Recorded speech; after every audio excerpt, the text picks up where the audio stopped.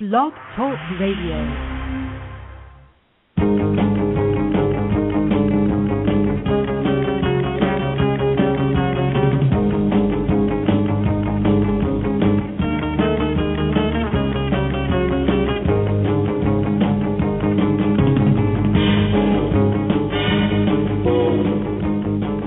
Hello, and welcome to another episode of the Batcave, a series of fast-paced 30-minute political shows aimed at opening the eyes of America to what is currently taking place in our country.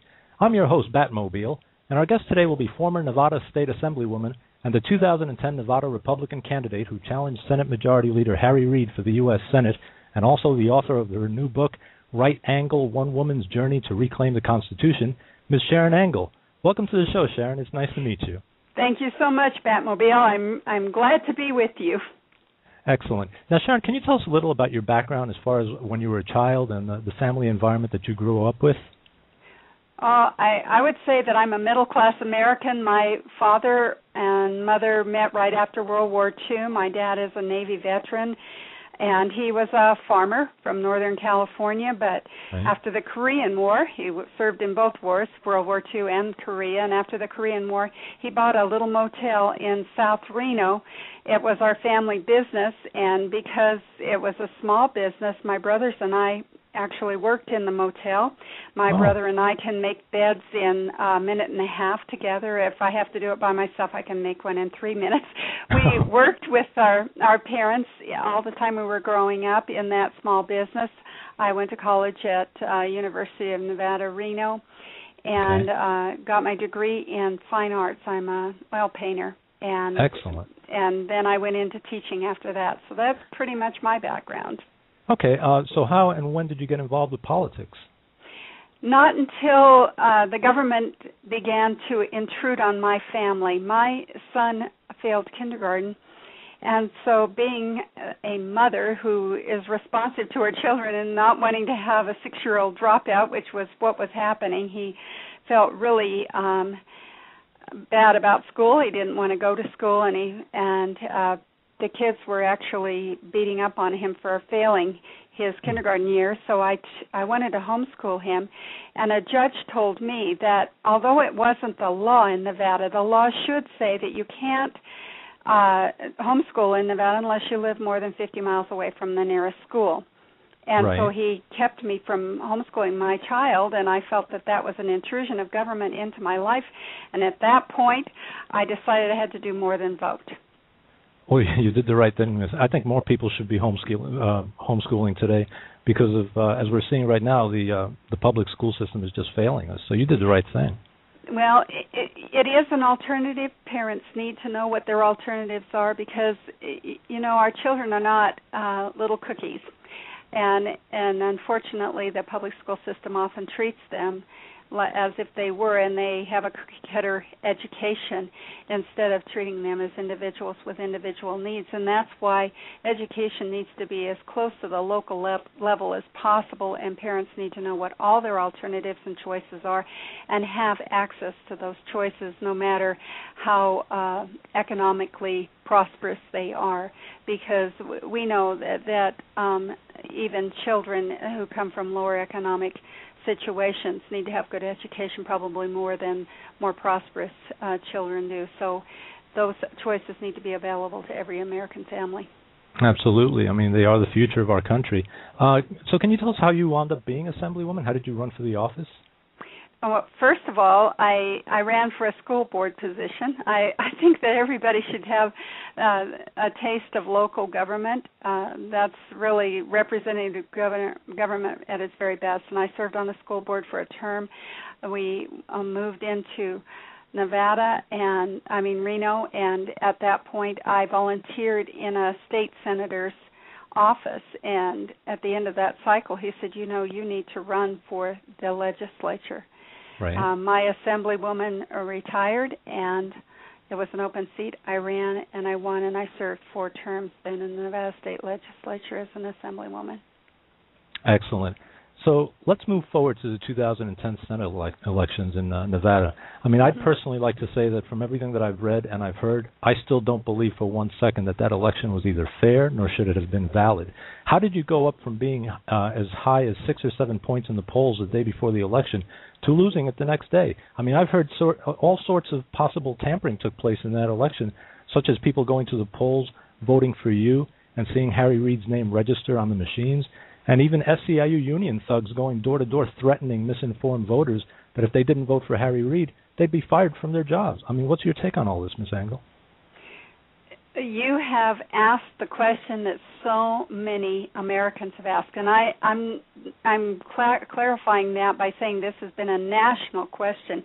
Even the evening of the election itself, pollsters were completely mystified. Pundits were mystified. People who had predicted were mystified. We were mystified. And we do know that there was mischief in this election.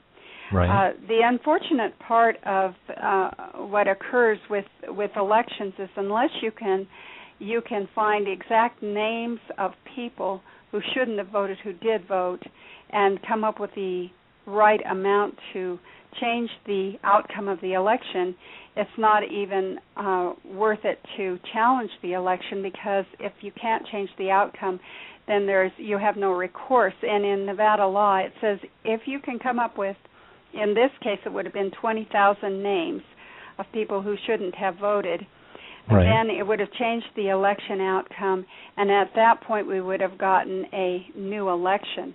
I would never have won the seat. So I know many people have said, why didn't you challenge that election? And it's because of the laws that we have in place. It makes it very difficult to have a challenge and then make that challenge stick. So what we decided would be the better course was to start a PAC. My PAC is called Our Voice PAC, PAC.org. That's our website.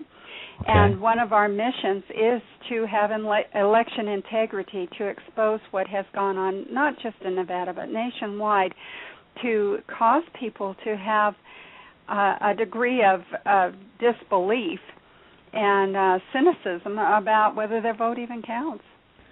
Well, it's very frustrating because, I mean, I've heard things, which are very scary, such as voters voting and the machines being taken away and being replaced by by machines that had already been pre-voted for Harry Reid. I mean, this is when you hear these things. It was actually more sophisticated than that.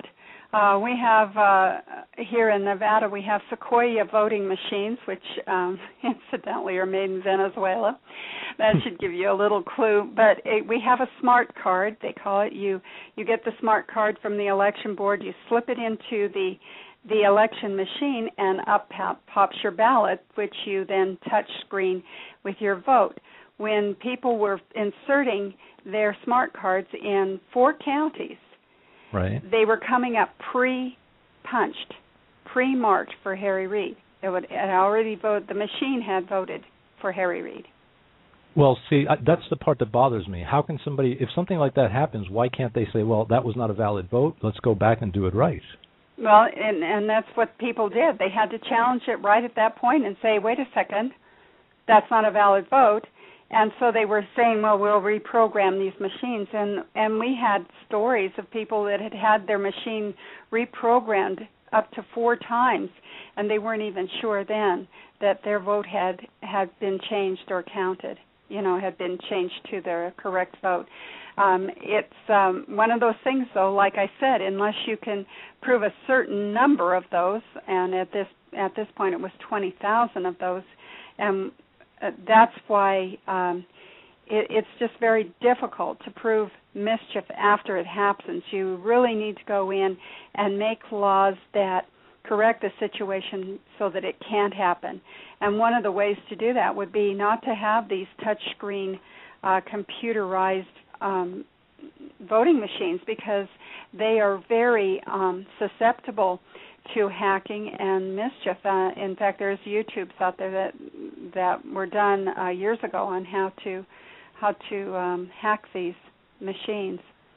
Yeah, I was going to ask you, now that we know all this happened in your election, how do you think the American voters can avoid similar type of possible election tampering in the 2012 presidential elections? Because I have a feeling that if we don't win that election, we're in real trouble in America.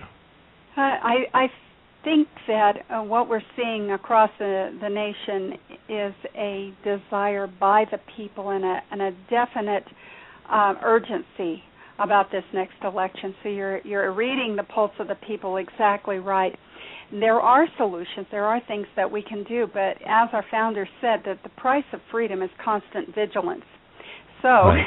We have to have people that are willing to, first of all, go out there precinct to precinct and make sure that the people that are on the registrar of voters rolls really do exist, so that right. we don't have folks going in and voting for people that don't exist but have been put on those rolls in houses that don't exist. Or my favorite story is about a campaign worker in my campaign last cycle through. He called, as we do, to get out the vote, and he got a lady on the phone. He said, "May I speak with Darlene?" She said, "Why do you want to speak with Darlene?" He said, "Well, I'm calling from the Republican Party to talk about the election."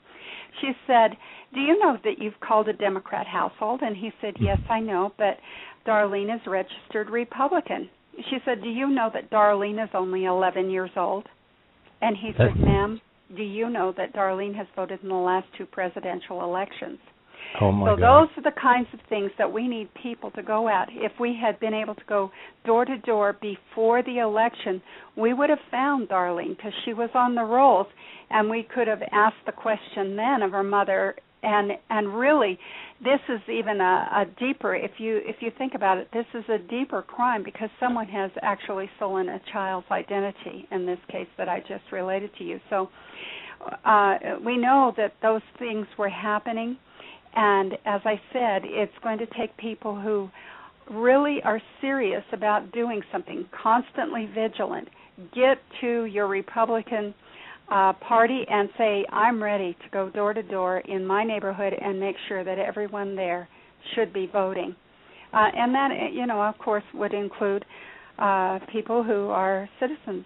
Or, we have an incident here in the state where legal aliens felt that they had to vote because it was a condition of their employment. They felt like they would lose their job if they didn't go vote.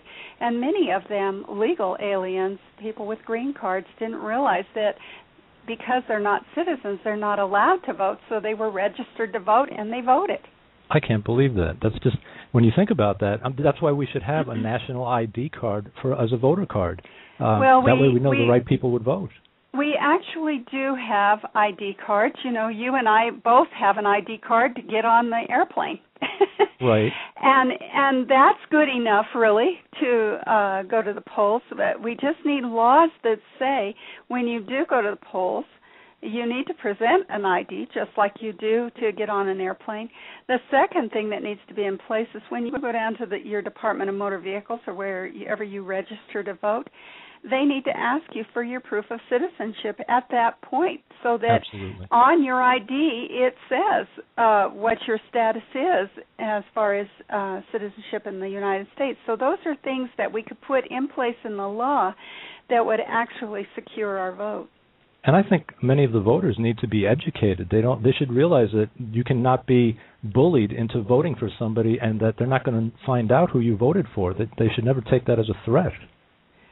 Well, that, of course, is a problem for us here in our nation. We have so many immigrants coming in from countries where it's not illegal to coerce a voter, and it is an expected occurrence that your ballot will not be a secret ballot.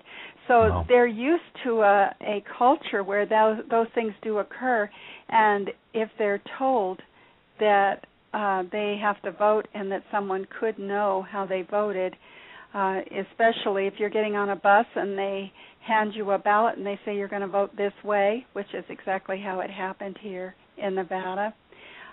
Someone who is freshly here as an immigrant might think that you could know how they voted and that it could be a condition of your employment or more. So It's amazing. It sounds so unconstitutional, so un-American. It's very bizarre, isn't it? It really is. We shouldn't be seeing that in the United States in this day and age. We really shouldn't. So what are your feelings about what's taking place in Washington, D.C. these days, Ms. Angle? Well, I think that what we have here is failed leadership. We have an economic disaster, and we have an ideologue in the White House that is absolutely married to an agenda and refuses to even listen to common sense.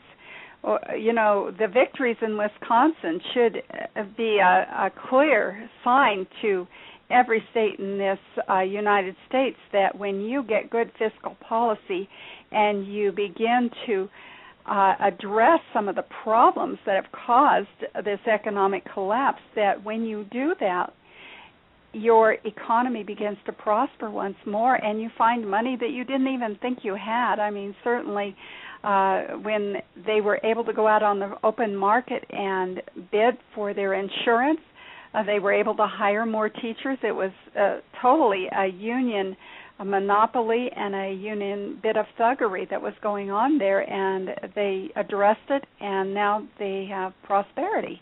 And that should be a template for every state, and also a clear message to Washington, D.C., that these are the kinds of things that we need to be thinking about as a nation.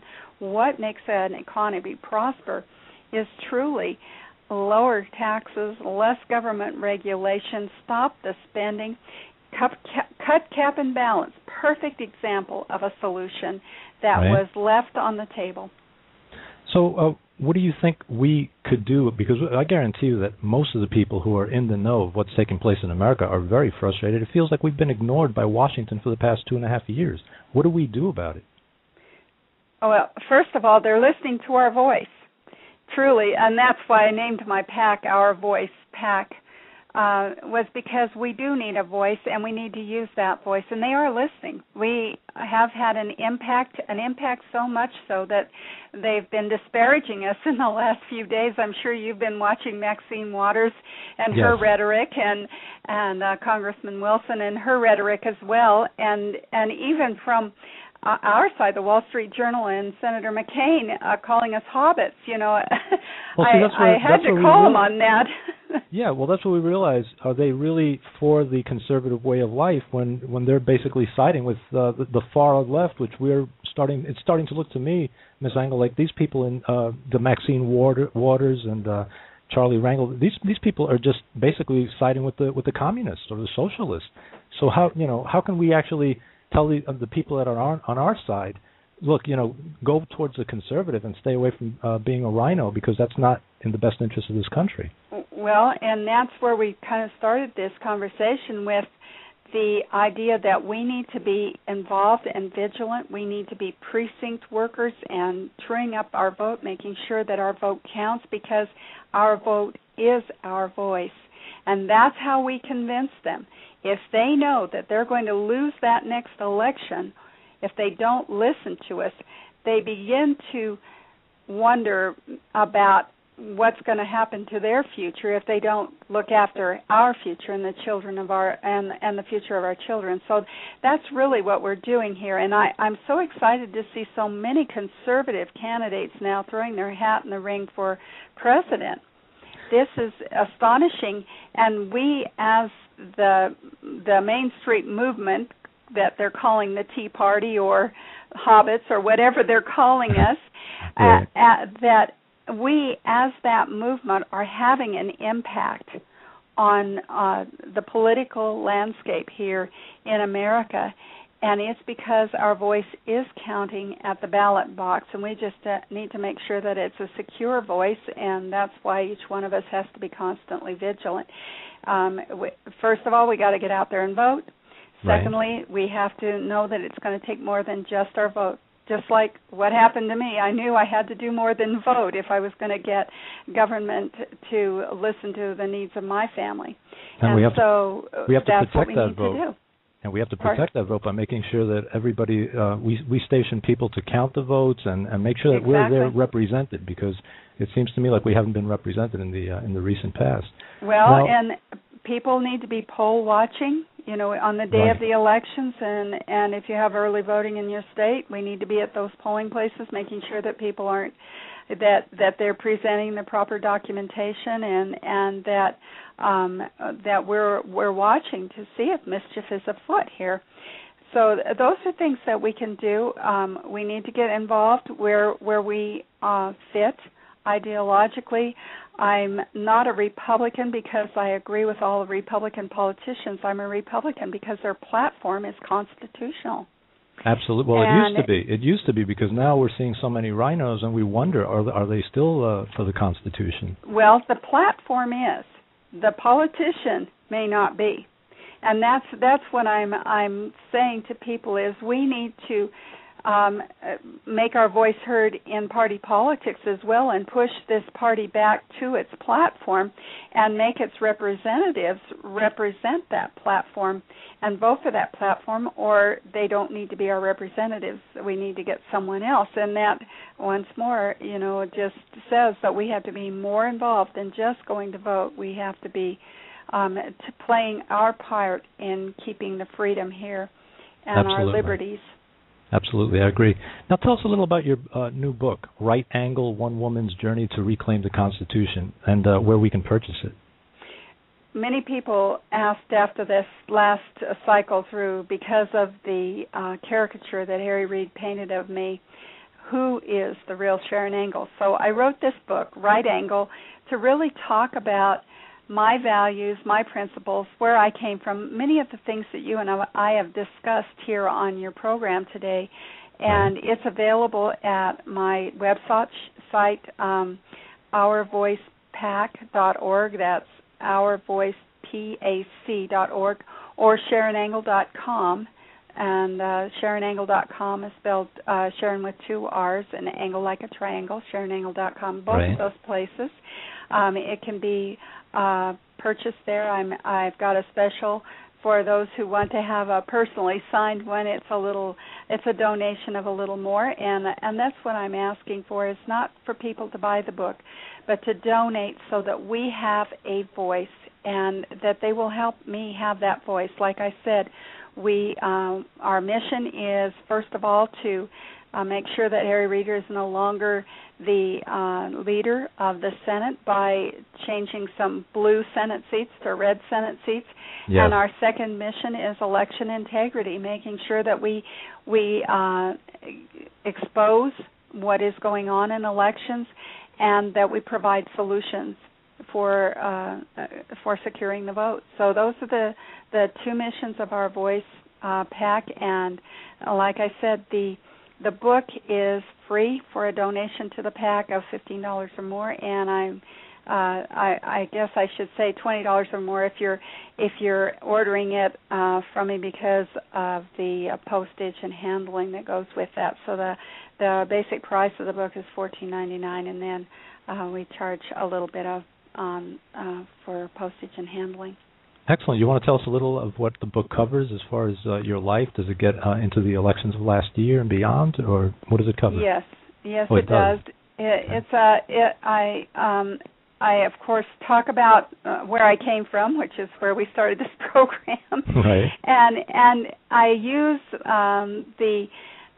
the experiences from my life to talk about the issues. So it's not a real autobiographical work. It is just my life experience and how it relates to healthcare and education. So when you read the chapter on education and what should be done with education, you'll read about my experience that we talked about with my son and how I got involved in education, and then what the solution is, which is really to get education to the most local of levels and to offer choices to parents. So there are the issues, the solutions, a bit about me, a bit about the election and what happened there, and then going forward what we need to do. So you'll find out that I'm a pretty positive person. I believe in American exceptionalism. I think our best days are still ahead of us. We just need to take the reins of our government as we the people and do what we were constitutionally charged to do, which is make sure that this is a government of the people, by the people, and for the people. I agree. So what's in the future for Sharron Angle? Another political run, perhaps? perhaps I'm not ruling out any possibilities. As the chairman of this PAC, I can't run for office, but I could certainly turn the PAC over to someone else if I decide to run. So I've not ruled out any possibilities for my future. I think that as a citizen of the United States, I need to be willing to do as the founder said, be willing to sacrifice my life, my fortune, and my sacred honor for liberty and for the liberty of my children and grandchildren. And so whatever that means, that's what I'll be doing. Well, you're a true Tea Party patriot. You were one of the pioneers, and we're moving forward because of people like you, so we need your help for the next elections. Well, thank you very much for saying that. You know, we are going on this Tea Party Express tour. We start on Saturday in Napa, California, and we end on September the 12th in Tampa Bay, Florida, at a presidential debate. We're taking, like I said, our own little vehicle along, and we've named it the Team Hobbit Express. We're asking people to come out to the stops where we make stops and get a copy of my book, Reid Angle, but also sign on to the Team Hobbit Express. We're going to have a panel on our vehicle where you can sign your name and be part of the team. So we're expecting to have a lot of fun on the tour, but also we're expecting to meet people who are as interested in securing our vote, making sure that the leadership changes in the Senate, and also making sure that going forward our liberties are protected, because we're going to be constantly vigilant. I agree. What do you think so far of all the GOP candidates for the 2012 election? Do you think there are some that should enter the race that haven't, perhaps? I think there probably are some that will enter the race that haven't, and I'm excited to see the many candidates that we have. We've got some stellar states people that have entered the race, several that I admire and think would be excellent presidents. I am eager to hear what they have to say at the debate, and eager to meet them along the way as well. And, I don't think that we should count anyone out in this race. That's the American dream, to become president, and so I think that the more people who are interested in this position, really the healthier our nation is, because what it says is that we all see an urgency for this election, and we're willing to step up and do whatever it takes to make sure that we have leadership that is going to see us through to a good outcome. I agree. Well, Sharron, we're going to have to leave it there because we're running out of time, but I'd like to thank you for coming on the show and talking to us a little about your career in politics and your new book. Good luck with your future. It's been a pleasure meeting you. Thank you so much for having me on. It's been a pleasure talking with you. Great.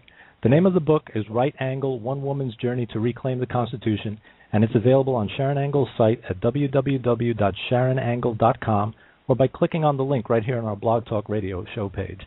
America, we need to be vigilant and keep our eyes open to make sure that the same type of election tampering that took place during the Nevada Senate elections in 2010 does not happen in the presidential elections next year, or we will lose our country. That's going to do it for today's show. Until next time, this is Batmobile thanking you for joining us in the Batcave. God bless.